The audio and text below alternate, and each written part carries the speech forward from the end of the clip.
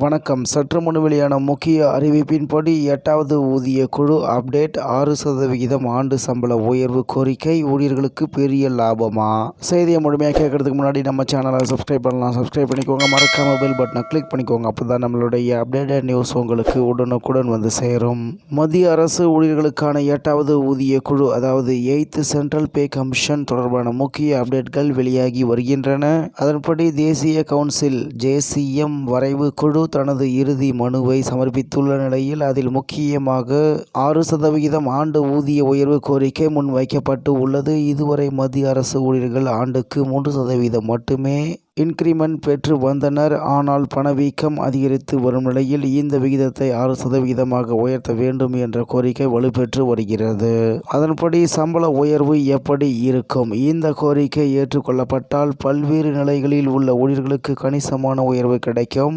2.85 என்ற உத்தேச fitment factor அடிப்படையில் சில கணக்குகள். நிலை 1 அதாவது MTS ரூபாய் 18,000 முதல் ரூபாய் 54,568. நிலை 4 அதாவது LDC ரூபாய் 25,000 முதல் ரூபாய் 77,035 வரை. நிலை 7 அதாவது SO ரூபாய் 44,900 முதல் ரூபாய் 1,35,642 வரை.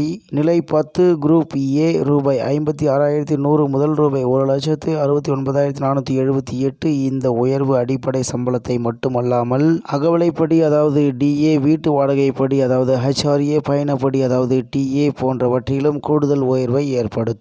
மேலும் முக்கிய கோரிக்கைகள் என்ன?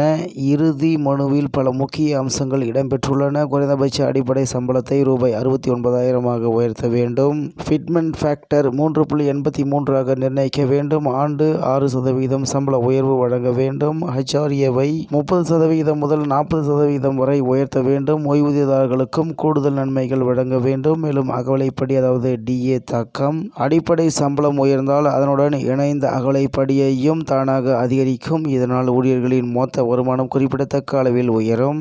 அதன்படி எப்போது அமலுக்கு வரும்? பொதுவாக 10 ஆண்டுகளுக்கு ஒருமுறை புதிய ஊதிய குழு அமல்படுத்தப்படுகிறது. 7வது ஊதிய குழு 2016 அமலுக்கு வந்தது.